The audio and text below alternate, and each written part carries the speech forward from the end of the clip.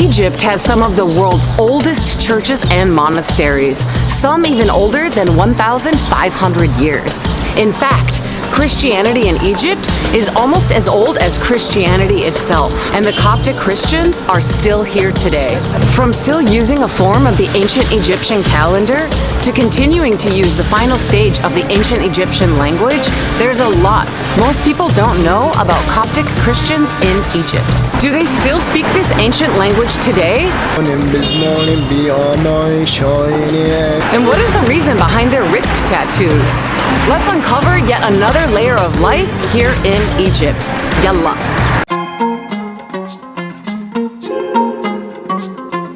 Good morning from Cairo.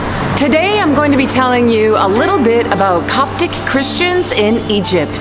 There are Christians in Egypt? Yeah. A lot of people aren't actually aware of this, but at least 10% of Egypt's population are Christians. That's just what the numbers on the internet say though. In reality, a lot of people here in Egypt say it's at least 15 to 25% or possibly even more. Let's dive in. First, why are Coptic Christians called Coptic? The term Coptic literally means Egyptian, which is derived from the Greek word Aegyptos, which the Greeks have been calling Egypt since as far back as the 7th century BC. After the Arab conquest of Egypt in the 7th century AD, the Greek name was corrupted using the middle syllable of the Greek name Gypt and Arabized as Copt for Egypt and Copti for Egyptian. These terms were used by the Arabs to indicate the native Christian inhabitants of the country. With the process of Islamization, the term Copt and Copti became specific to the citizens who retained their Christian faith, as opposed to the Egyptians who converted to Islam. So these terms actually denote citizenship and are not historically related to the Christian religion. Therefore, the term Coptic should refer to the Egyptian nationality and not specifically to Egyptian Christianity. However, currently the term Copt is erroneously applied to the Christians in Egypt. So, though technically speaking, every Egyptian citizen is a Copt, regardless of their religion, people now, and have been for a long time, referring to the Christians in Egypt simply as Coptic. Coptic Christians are also some of the closest direct descendants of ancient Egyptians, according to consensus and DNA analysis. This means they have less foreign DNA than Muslim Egyptians, due to less intermixing with foreign people centuries ago. This is attributed to historical and religious reasons. I spoke to my friend Alex, who is an Egyptian Coptic Christian, to give us some insight into some of these topics. So I will be showing short segments of our conversation throughout this video. When did Coptic Christianity arrive to Egypt? Coptic Christianity came to Egypt around the year 50 AD, making it one of the 5 oldest churches in the world. The Apostle John Mark was the founder of Coptic Christianity. He traveled to Egypt in the beginning of the 1st century, founded the School of Alexandria, and was later martyred by pagans on Easter in 68 AD. Some of his relics are in St. Mark's Coptic Orthodox Cathedral here in Cairo, and the Coptic Church believes that the head of St. Mark remains in a church in Alexandria named after him. Copts consider him as their first pope, and ever since that time, the Coptic Church has been led by the Pope of Alexandria. The majority of Christians in Egypt are Coptic Orthodox Christians, with smaller number of Christians belonging to denominations such as the Evangelical, the Protestant, and the Catholic Church. The Coptic Orthodox Church actually shares a lot of similarities with the Eastern Orthodox Church, including when they celebrate Christmas and Easter, though there are some differences, the most major being in their belief in the nature of Christ. Persecution is a tough topic, but it must be mentioned. As we all know, believers of many faiths around the world have been persecuted over the centuries, and Christians in Egypt are no exception. I'm just going to be scraping the surface here as there's far too much history to get into great detail, but let's start with the Roman Empire. The Roman Empire persecuted the Coptic Church during the 3rd and 4th centuries, killing hundreds of thousands of Christians. In 451 AD, Coptic Christians split from the Roman Catholic Church, and during this time, tens of thousands of Copts were killed. The persecution continued under Islamic rule when Arabs began their conquest of Egypt in 645 AD. At that time, Coptic Christians were given a choice: pay a tax for protection, called jizya, or face the consequences. Simply put, jizya was a tax imposed upon non-Muslims under Muslim rule. Non-Muslims were required to pay the tax, convert to Islam, be exiled, or killed. Copts who could afford this tax managed to live in relative peace, with the freedom to practice their religion, and were exempt from military conscription in exchange for the tax. An exception to the relative tolerance of Muslim rulers at the time was a Fatimid caliph who, in the year 1005, outlawed Easter, ordered Christians to wear a heavy iron cross around their necks, destroyed churches, and issued strict orders completely prohibiting the Coptic language to be spoken. Those who did not comply had their tongues cut off. The language massively declined under his rule. Because of these strict laws, many Copts began converting to Islam until, by the 12th century, Egypt was a primarily Muslim country. Persecution continued throughout the ages, and it was only in 1855 that the jizya tax was finally lifted in Egypt. Like in most places around the world, some discrimination still exists in Egypt today, and small groups of radicals do commit violent acts from time to time. Although, for the most part, I believe the majority of Egyptians wish no harm upon each other, regardless of their religious beliefs. Hi! Ahlan! Churches exist right alongside mosques. Muslims are friends with Christians, and overall, everyone just lives together side by side in peace. Now let's talk about their tattoos. The vast majority of Coptic Christians here in Egypt have tattoos, usually a small cross on their wrist or hand. But why? I spoke to my friend Alex, who is an Egyptian Coptic Christian, but before I show you that, let me give you a little bit of context into the possible origins of these tattoos. The tradition of the Coptic tattoo is very old, possibly as old as 1,500 years, and it relates to the persecution of the Coptic Christians, although its origins are somewhat obscure. Some claim it was the 7th century Arab conquerors who started enforcing the practice when a Christian refused to convert to Islam as a way to identify them. Others say it was a way to identify the bodies of Christians before IDs existed, in the chance that they were killed. And still others claim that parents would tattoo their child in case they were killed before having the chance to teach their child about the Christian faith, so that the child would always remember their roots and where they came from. Regardless of the exact reason the Coptic Christians started getting these tattoos, it is clear they came out of persecution. In Egypt today, the practice of tattooing still exists, and many get it at a very young age. All right, with that brief explanation, let's go speak with Alex. So I'm here with my friend Alex. Hello. Hello, Gisselle. I guess the first question I have is about the tattoos. So you guys have tattoos. Can we see your tattoo? Yeah, I do have one here. And then another one there. Exactly, yeah. It's something so common for Coptic Christian people, like so common for us here. Do all Coptic Christians have these tattoos then, or is it just some people that you know of?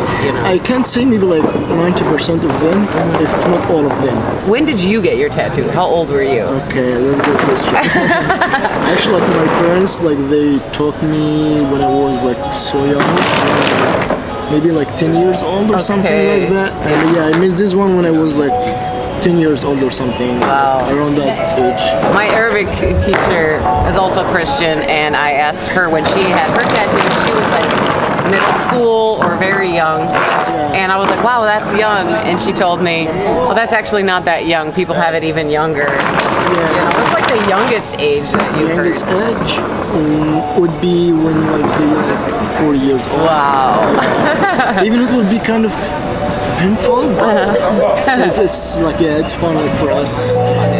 just to be for like a couple of minutes. Yeah, it's very fascinating though, like because in the U.S., like we're not giving anyone tattoos. In fact, I think it's like you're not supposed to have tattoos, so it's very different to have that. Because we have like good story behind that, so that's why we like kind of proud of having the tattoos. Yeah. For some reasons, kind of like not forgetting about our faith, and also like when we go back to time, like the story behind like having or making tattoos for Coptic, like there was like Persecution? Is that relating to exactly, that? like it's relating to that.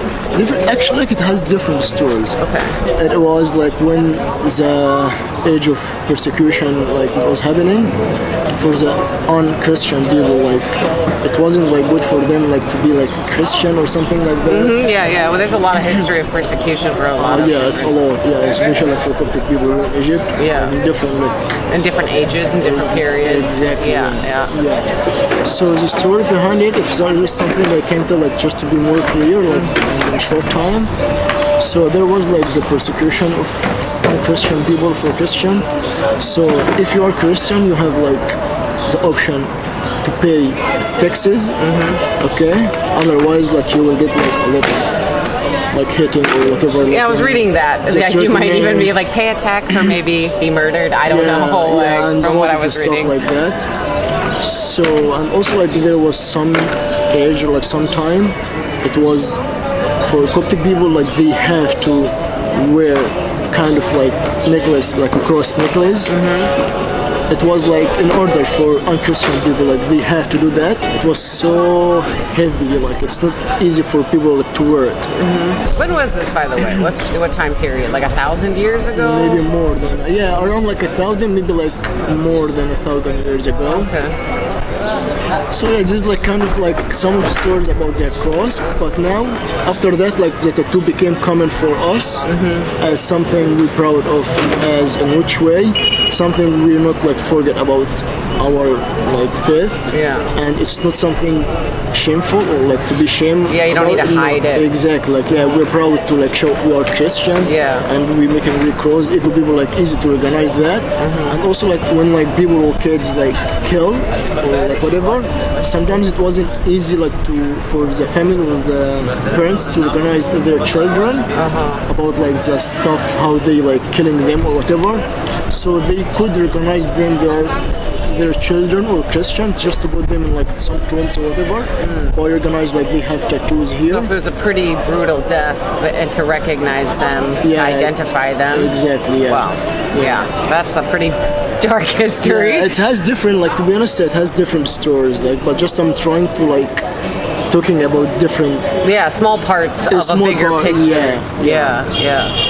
And then like it became like, as I told you, like became something we're proud of. So we don't afraid of showing that our religion, because the cross, to having a cross, it's not all about to making tattoo to be like I'm making tattoo. It's it's about like the pride in your faith and like hanging on to it. Exactly. Yeah. Wow. How long has this tradition been happening where people are tattooing themselves? Since like people will start making tattoos, like would be like more than like maybe like 1,200 years. What, really? Or 1,000 years. Oh, yeah. Wow, I thought this was like kind of recent. Yeah, because that happened when, like, of course, like Islam came to Egypt, and like, it was some different religions also. Right, that's when Egypt. the taxes started. Exactly. I read. Yeah. Maybe after that, not like on the same time, but after that, but it's still like also like over 1,000 years. Yeah. I would like to add that the Coptic tattoo can also be used as a form of identification here in Egypt. For security purposes, a lot of churches actually have security personnel outside the doors, checking people that are entering the church for this tattoo as a guarantee that they are in fact Christian. So this tattoo will ensure Copts' entry into the church. Those without the tattoo must show some kind of identification. Something many people probably do not know, but in Egypt, you actually need to state your religion on your state ID. Even for me, I had to state my religion on my residency card. And the other day when I went inside a church to film for this video, they asked me for my passport. I gave them that. They looked at it, said, where does it say your religion? I told them, well, we don't do that in America.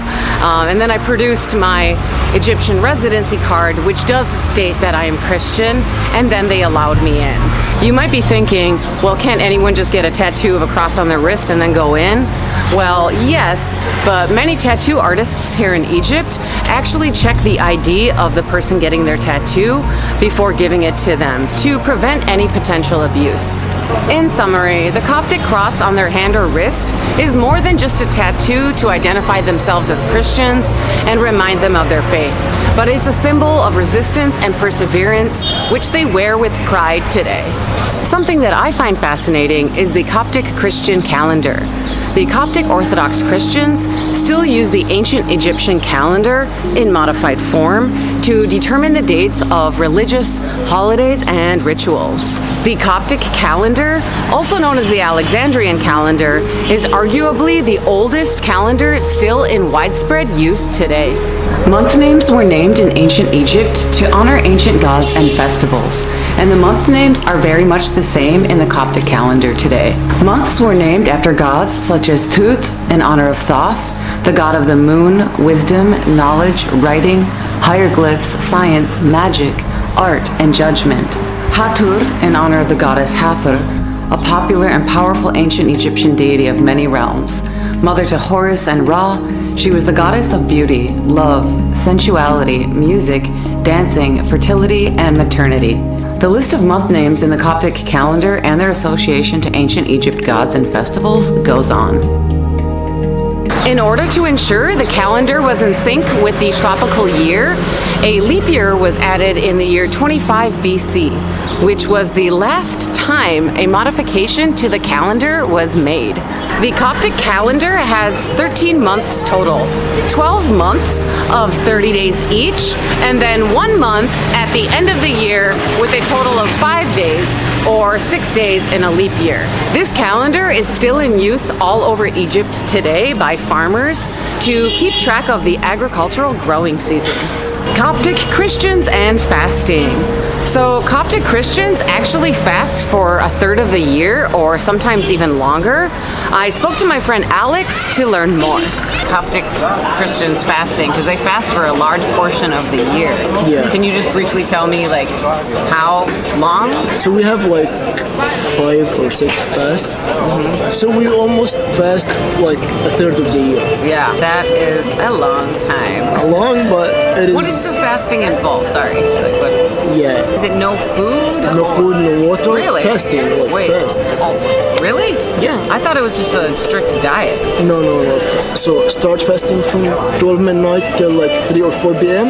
After that, we eat vegan food. Vegan. Vegan, yes, sorry. Right. So Vegan. like no dairy, no eggs, no vegan diet. Yeah, vegan, yeah. Yeah. And also like the reason why, even like that's something it didn't mention like in the Bible, but our church like told us that, or what we learning about our church.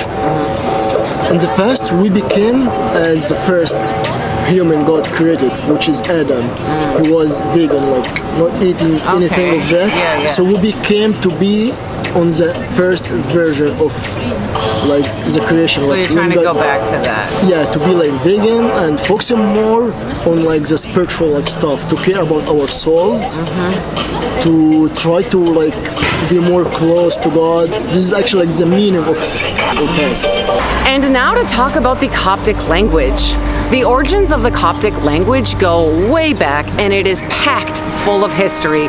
Far too much for me to explain in this video. However, I will try to give you a very brief summary. The Coptic language is not a new language. It is the ancient Egyptian language in its final stage. But before we get to the end, we must start from the beginning. The ancient Egyptian language is one of the oldest recorded human languages and was first written down over 5,000 years ago toward the end of the 4th millennium BC and remained in continuous recorded usage up to the 11th century AD, with Coptic being its last stage. There were 4 different written scripts over the ages: hieroglyphs, Hieratic, Demotic, and Coptic. Of course, the ancient Egyptian language changed over its 5,000-year recorded history, but Egyptologists have identified 6 stages in the development of the Egyptian language. The first stage is Archaic Egyptian. This was the earliest use of hieroglyphs, when they were not a fully developed writing system. The second stage is Old Egyptian, which is dated from the oldest known complete sentence. The pyramid texts are the largest body of literature written in this phase of the language. The third stage is Middle Egyptian, very close to Old Egyptian in structure and regarded as the classical stage of the language. The fourth stage is Late Egyptian, very different from Old and Middle Egyptian. Various foreign words made their appearance at this time, and it was this period where there is a fundamental point of division between the first 3 stages and the last 3. This stage of the language carries the origins of the Coptic language.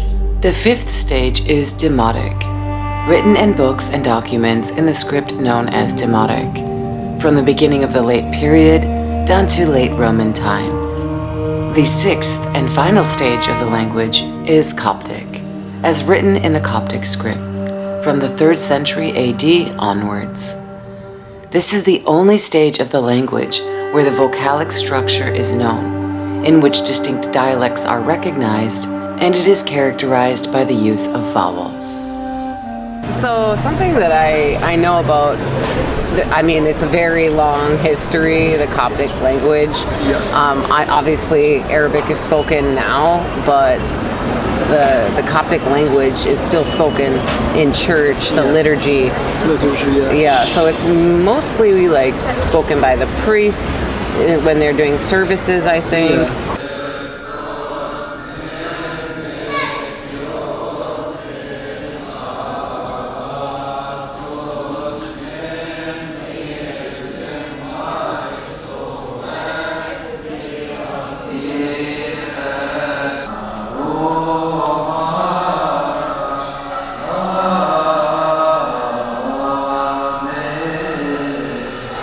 But you guys sit like, I don't know if it's maybe singing hymns or just chanting. It's something very slow, right? Yeah. It's like for the priest and also like for the people like when they're answering him or like for the liturgy. We still use it. Even like not more people like do know or understand Coptic, but our church say that it's like our unique language. Yeah. So we are not gonna just lose it, so it's something unique and we need to keep it. Yeah. Which is so cool. Yes. I love it. I know a little bit Coptic also. Like I cannot speak it like in public, like as like a conversation. But I do know a lot about Coptic, like some songs we use in the church, about the mass, some words like that. Can we hear it? Yeah, sure. I will tell you something we said during like the Holy Week. Okay. It's something like that about the cross, about like the sacrifice. So تأتي قوم نبي on بزمان نبي عماي شايني أمين مانو البناتي بن أورو. So تأتي قوم نبي on بزمان نبي عماي شايني مانو. Yeah, this is like stuff during the like the mass or like the liturgy. Like the most common word like the priest say like Irini Pasi, Irini Pa. He said like in this like way, Irini Pasi, and we answer Ketub Mati. Like wow, peace to you, and then to your soul too. Wow. Peace to your soul too. That's cool. It is very like drawn out. Exactly, Yeah. like enjoying that, not just like saying words. Yeah. You know, like saying, and then like once we like saying like in good way, like in slow, you know, our brain kind of like can feel it. Just Almost like a meditation or something. meditation, exactly. Something else is about like the Coptic language. Our church like talk some of for the kings, like the pharaohs, they have kind of songs or like stuff. They use it. I'm not sure like what you call like the word of in English in this. Not like song as you sing, but so slow. Yeah. They use it like when the pharaohs or the king die, when they dead, In ancient Egypt. In ancient Egypt, they use like kind of like a specific song for like when they like the turn like when they did. Yeah. Our church took this style of the song, and we put our like holy words. We use it like in the Holy Week also. We took this like slow style of the song. We took it from the fairs, like the ancient Egyptian. It's the same as the Coptic language also. Yeah. We kept, our church kept a lot of that. We didn't like destroy like that or like say no, like this is our own. Yeah, you as kept some it alive through these exactly. thousands of years. It's the closest, exactly. you know, it is actually the final stage, so it Exactly, is yeah. part of the ancient Egyptian language. Yeah, I love that. So wild. That's cool. That is a little bit of Coptic language. Fun fact, the Rosetta Stone was actually able to be translated because of the Coptic language. One of the men that was attempting to decipher the Egyptian hieroglyphs had studied Coptic in the past and realized that the Egyptian hieroglyphs indicated phonetic sounds. Using his knowledge of Coptic, he was correctly able to deduce the reading of the hieroglyphic writing of the word to give birth. With this breakthrough, he became the first person in well over a millennium to be able to read the cartouches of Ramses and Thutmose in their original language. And the rest is history. Over the centuries, Arabic gradually replaced Coptic as Egypt's national language. And today, Coptic is not spoken much outside of churches. Sadly, many people are unable to speak the language today, but the Coptic language did manage to survive in the church over the millennia, and services are still partly held in Coptic in the church today. I know I already mentioned the population of Christians in Egypt, but what is Alex's opinion on that? Question about population. What is the percentage of Christians? Because I know online, and I mean, I've already kind of said it, but I just want to hear it from you. I've heard it from multiple people here in Egypt. You know, the stats online say it's 10%. True. But from most people that I've talked to, they say it's more. What would you say? What I would say, okay, for sure, like if you will Google it, it will like show you like maybe around 10%. Right. But to be honest, like I'm not saying that because I'm Christian, but that's not true at all. Because like the population of Christian people here in Egypt, it's, if I can tell, it's more than 30%. If I can tell, I tell. But why, or like, what's the reason behind, like, if you will Google, like, just show you, like, 10%? I don't know, like, but we are more than that. If you, like, think about it in your mind, like, a country one day was, like, holds a country Christian, whatever happened after that, but it's still, like, it has a lot of Christian people. And the basic thing for me, or the main thing, whatever, if we're 10%, even like 5%, I don't care. The most interesting thing for me, even we're just like, not like the majority, but we're still like keeping our traditional, our like unique church, our habits. We still have like enjoying our freedom without any fears or without any like controlling. Yeah. Through all the ages and persecution and switching of different religions, you guys are still here.